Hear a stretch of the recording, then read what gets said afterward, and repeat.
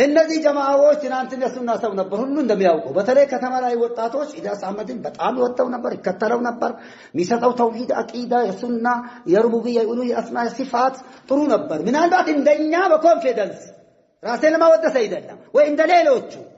አህለ ቢዳው ስም ዝርዝራቸው ፉላን ኢላን ጀማል ከማል ብለው ባይጠራም አጠቃላይ ይሰጠው ነበረው መልእክት ምንም መፈናፈኛ የሌለው በኢኽዋኖች ላይ ያጠነጠነ ነበር አዲስ አበባ ሙስሊም መስጊድ አስተምር ነበር ይሄው ምንድነው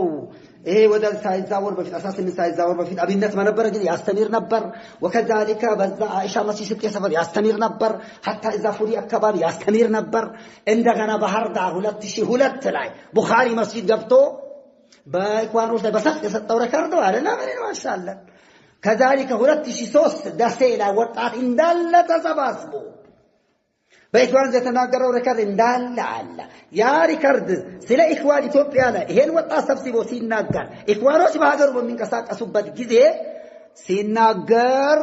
ሲማቸው ባይጠራም ማለት ነው ኢኽዋኖች የሚሰሩት ስለ አንድ ባንስቶ ከተናገረ ኢኽዋኖች አልተናገረም ተናግሯል ማለት ነው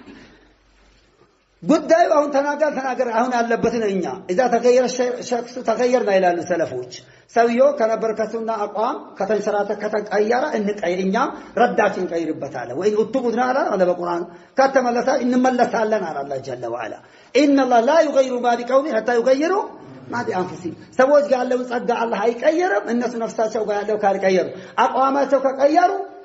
خلاص ስማቸው ይቀየራል ተባባን አይደለም በቃ አቋማቸው ቀይረዋል እኛም ድሮ የምንሰጣቸው እስላም ይሰጣቸው የነበረውን ስም ሰለፊያ ሱኒ የሚለው ነገር ይቀየራል ወይአናቸው ከዚህ አንግል ነው